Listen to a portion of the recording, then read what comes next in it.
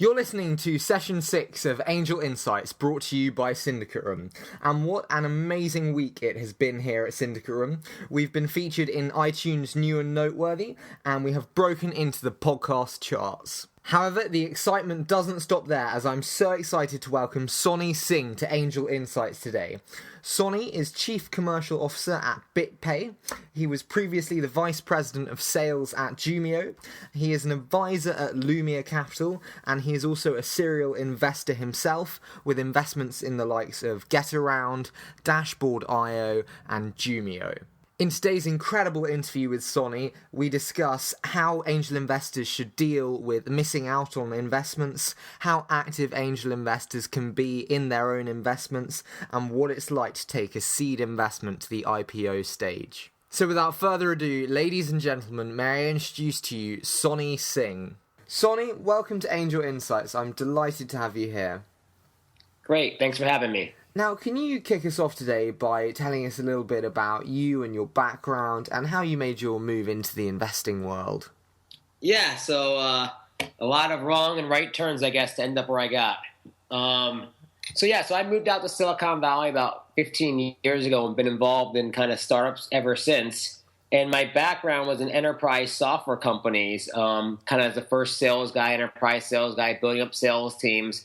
And those are very long, complex sales cycles, doing $1 million software deals to companies, Fortune 500 companies and all that. And after getting, our companies, we sold one off to Microsoft. We sold one to Computer Associates. And they take a long time and a lot out of you. And after the last one we sold to Microsoft, I said, you know what, I'm not going to be involved with that anymore. And my good friend Howard Winson is a well-known angel investor.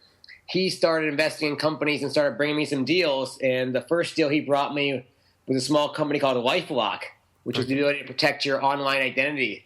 And so he wanted me to invest in that. It was just 5 employees. And I said, geez, it's kind of an interesting idea, but I don't really understand it. I'm going to invest in a restaurant instead.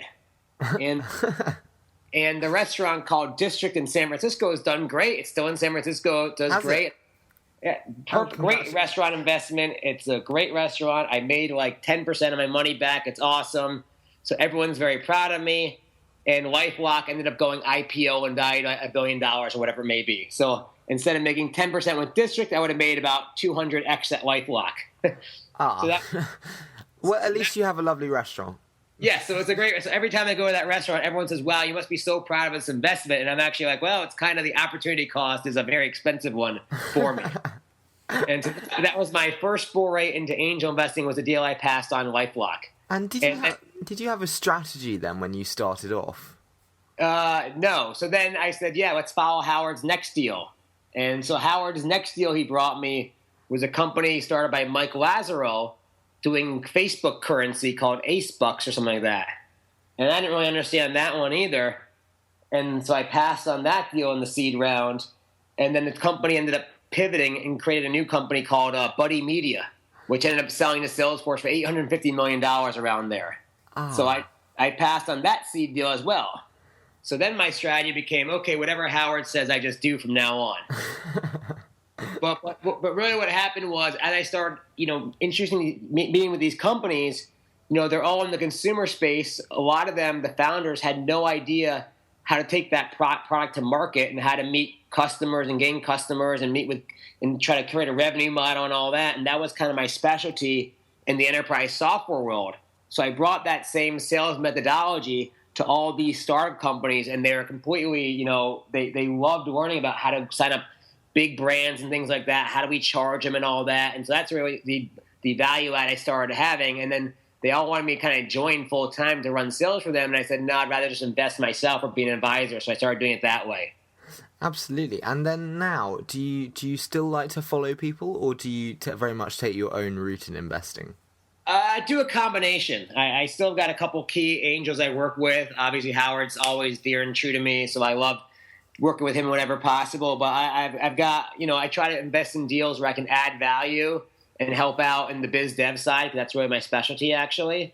And I also work very closely with a lot of venture firms as well, too. I'm an advisor to Lumia Capital. Okay. And so they're investors in OpenDNS, which just sold to Cisco, as well as Cabbage and Hinge and a couple other deals like that. So we kind of share deals a lot and help each other a lot with finding and helping grow new companies. And how much of a role do you like to play? I mean, is it a daily office job? Not office job, but is it a daily occurrence for you, or is it a weekly? What is your position there, really? I offer myself available, but mostly the founders, they like to sit down with me initially to really help them build out a sales strategy, how to take it to market. I'll also help them train their head of sales or head of biz dev. And then I'll also do some intros to Fortune, 2,000 companies that I may know some people at. And then really I just kind of get updates from them every couple weeks or month, and I'll come back and offer some advice here and there. And more, it becomes more about what intros can you bring to me and things like that. Once their pricing model and initial feet are off the ground doing sales, then I kind of just help out with some intros. And do you like, as an investor, being kept up to date with kind of be it monthly newsletters or weekly newsletters? And if so, how often? And do you like it personalized? Yeah, so that is a very great question, actually. And having being an investor in about 10 companies or so, and being involved with many startup companies, the one thing founders really need to do is, you've got this great investor base that you have, is to keep them updated, actually. So you should send out, especially in the beginning, a monthly email about how the company's doing, what's going well, what's going bad, where investors can help them, actually, because that's why people invest, is they want to be able to help them. So, but I can't help unless the client actually, the startup actually asks me for help. So I need to know where they want help, and by getting those emails once a month, it keeps me up to date and all that. But not every founder does that, and the ones that do it are the ones that become more effective, I see. And when you're viewing startups then and startup opportunities, you mentioned obviously a few earlier, do you look at metrics very much? Are you very metric driven, or are you much more of a founder driven investor? Yeah, so I'm more founder driven, actually. I find the metrics, because again, I invest in seed rounds, and so they might not have even a product yet, or really, all the forecasts they have projected are probably going to be wrong anyways. So I really just look at, what the idea is and what the founder's track record is, and kind of, do I think they can do this? And what do you like to see in a founder then? Are there any commonalities of the great founders? Yeah, I like to see ones. I'm seeing a lot of kind of very young, arrogant kids right now that are, think their valuations to be extremely high, and that there's never been a .com crash before and all that. So I like kids that have kind of been around the block a little bit, that are more realistic. Because I think, everyone thinks they're going to disrupt the world, which is great. You need that mindset too. But you also need realistic to be looking at market conditions, and that it might not be easy to raise money in the coming months, or who knows what could happen. You have to have contingency plans too built in. And when you look at your portfolio now, do you see it's quite sector specific? Yeah, it's funny because, my background wasn't originally in enterprise. But as an angel investor, to invest in enterprise, it's very hard, because enterprise software companies raise, $25 million initially in Series A and B rounds and all that, and they take like 6 or 7 years to finally sell out. And so you can't really add much value unless you're going to, invest millions of dollars yourself.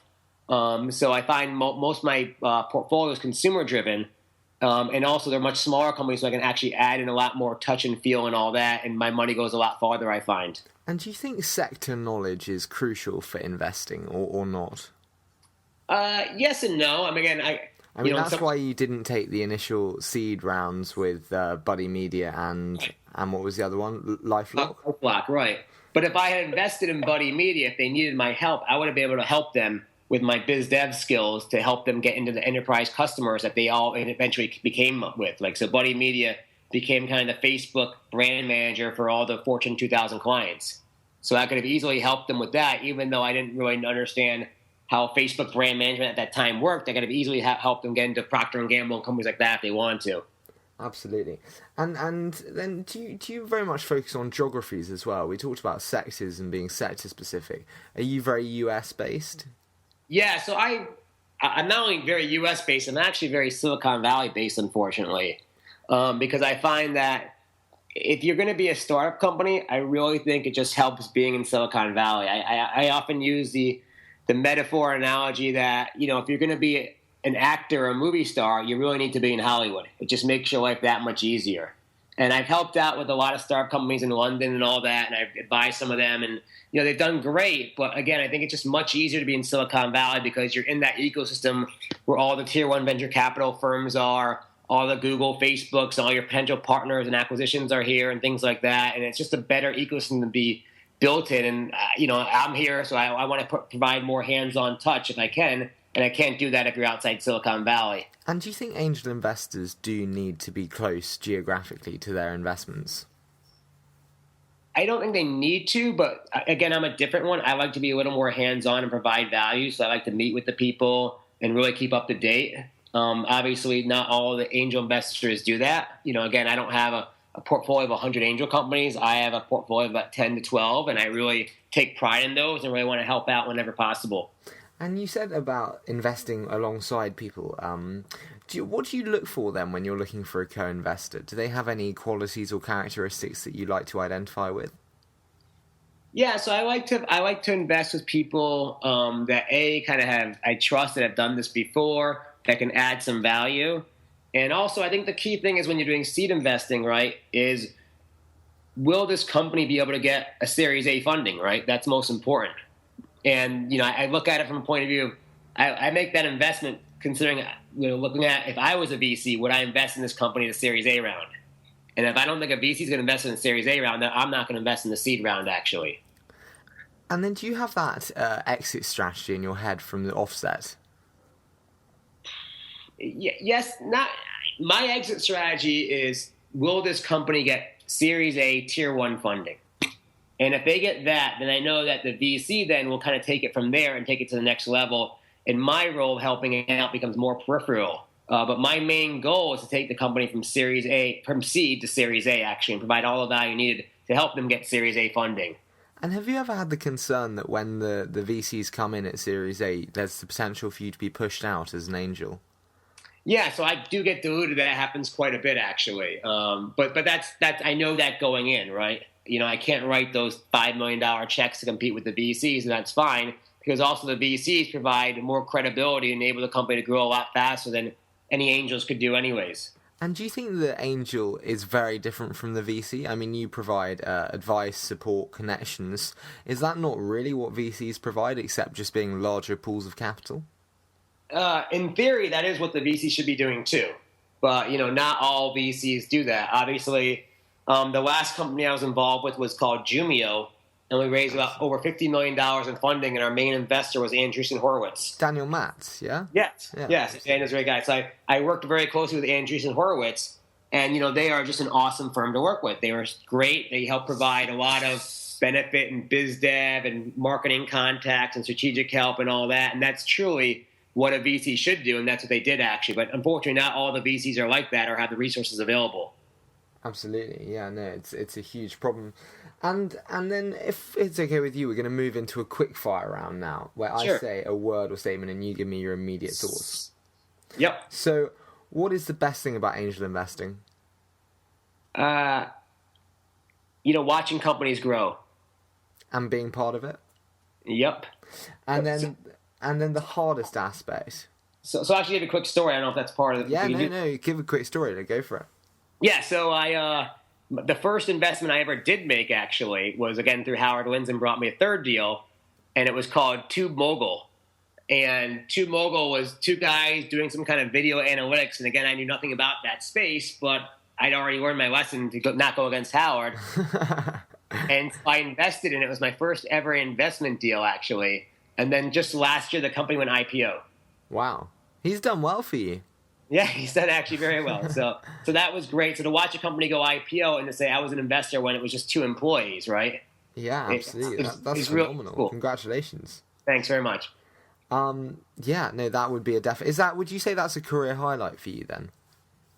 For investing, that was great. The only thing was I actually didn't add much value to that one. all the rest of the deals I actually add a lot more value to. So one company, Estate Assist, I just invested in, and then I helped them raise more money from other investors, and I've also worked out their whole biz dev strategy and go-to-market strategy, so it's really been great. I work very closely with the founder on that, Woody Levin, and the company's really gotten great traction. And eventually Howard Lindzen actually invested too. I got Howard into this deal. So it's kind of turnabout's fair play, I guess. And we hear about all these successes, but we often fail to see the failures and the companies that go down in the portfolio. How do you deal with that when that does happen? Yeah, so great question. So one of my companies, I can't say the name of, but I invested in, they told me that, they're not going to be able to raise a Series A funding actually, and, they're going to close down. And so I'm helping them try to sell it off as an acqui-hire so someone gets some money back, right? Sure. And more importantly, he's like, should we keep trying to make it work for the next 5 years and grind it out? And I'm like, you know what? If you can get an acqui-hire and get your employees, taken care of and get yourselves taken care of and get some investor money back, just do it and move on. Investors know going in that some deals will win or lose, right? Sure. And so you'd say kind of cut it there and get out. Yeah, eventually you have to, right? So another company I invested in called Laughster, which is out of LA. It's one of the few investments I made out of Silicon Valley. And they're about, and they ended up pivoting 2 or 3 different times. And we told them, I said, if you lose the money, it's okay. Take your shot at it. If it doesn't work, great. We lose our money, we move on. That's it. I get it. And they ended up pivoting now into a company called Narrativ, which has now become Snapchat, a brand management for Snapchat, which has done very well, actually. Sure, yeah, no, love Narrativ. Yeah. Oh, so there you go. That was originally called Laughter like 2 years ago. Well, there we go. No, I'm sorry, I didn't know Laughter, but I know Narrativ. Yeah, so that was a 2-person company that was struggling for a year to do some kind of online comedy show. It wasn't going anywhere. He said, listen, it's not really working out. Try your best and whatever you can do. And he's like, nope. He came up with another idea, and I said, go for it. Let's see how that works, right? And so when a company maybe doesn't work and someone offers you to return the capital that you initially invested, do you always take the capital, or if you believe in the entrepreneur, do you go, no, keep it and let's start another company together? Well, I don't have. Normally, when the company doesn't work, you don't get the capital return so much. But like in an acqui-hire, when they do return some to investors, or when they don't feel it's going to grow as well as it could or should. Yeah, so if an acqui-hire happens and I get, let's say, 20% of my money back, obviously I'm not too happy about it, but it happens, right? Yeah. And then depending on my experience with the entrepreneur, right, if I thought he had a good mindset and all that, I think you do learn from your failures, right? So he's obviously better off to start another company and to do better than he did before. Absolutely. Yeah, no, I completely agree. And then the hardest aspect of angel investing, what kind of troubles you on a daily basis? So the thing that troubles me now is I'm starting to see higher valuations now. Okay. And I'm starting to see people raising money a lot quicker and with a lot. And everyone now is an angel investor, right? Yeah. So you can raise $1 million, $2 million very fast when you might not deserve it, and everyone just has their name associated with it, through things like AngelList now, right? And do you blame AngelList for that? I don't know if I blame it, but I'm seeing a lot more rounds happening a lot faster, and I feel like a lot of these celebrity angels are attaching their name to these AngelList syndicates because they make money on that. So they get the carry, don't they? Yeah. Yes, they get all this carry on that, and they just put their name on it and not much money, and ends up raising $1 million under their name, but they get all the carry with very little risk to it. Of course. I'm kind of wondering how that means, and the entrepreneur goes around saying so-and-so big name invested, $1 million to a syndicate when it turns out the big name only invested, $30,000 maybe or something like that maybe. Of course, yeah. So it's quite a misapprehension. And the person who's investing, they don't care about the company. They just want to get all the carry anyways and raise all this money from them. Okay. The people that follow them. And then what's your favorite angel investing resource or blog or book or podcast? I read a lot, actually, and I follow a lot of stuff. So I obviously read things like TechCrunch Daily and all those tech pack magazines and all that. I check up on AngelList quite a bit. I also read a lot of blogs from like Fred Wilson, who's a VC. Absolutely. Other good friends like Howard Linden has a blog. Ian Sigalo from Greycroft has a blog, and people like that. I have different resources, not just in Silicon Valley, outside the people I trust and go to, and I see new ideas and get their opinion. Actually, sure, absolutely. And then what is the most recent investment you've made, and why did you say yes? So the most recent investment, again, is the one I just talked about, was Estate Assist. Okay. So I invested about 9 months ago, and then I helped them raise money. I'd known the founder for a long time. He had just sold his last company, Bring It, to IGT. So he had a good exit on that. And so I kind of helped them with this new idea. And it was kind of similar concept to LifeLock. So I kind of already had some experience with it.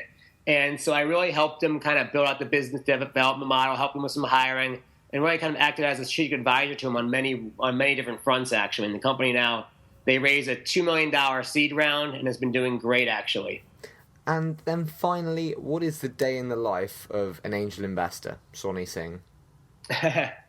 Well, I actually have a day job. So Okay. I'm one of the angel investors that kind of does that on the side, so to speak. But I think my day job helps me out with the angel investing. So I'm currently the chief commercial officer of BitPay, which is one of the largest Bitcoin companies in the world.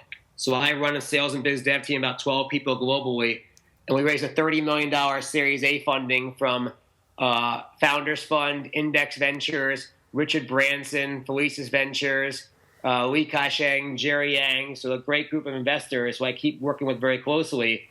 And so when I help out with my angel investments, I can help them intros into all these VC firms I have great relationships with as well. And do you think angels can still provide then great value with day jobs?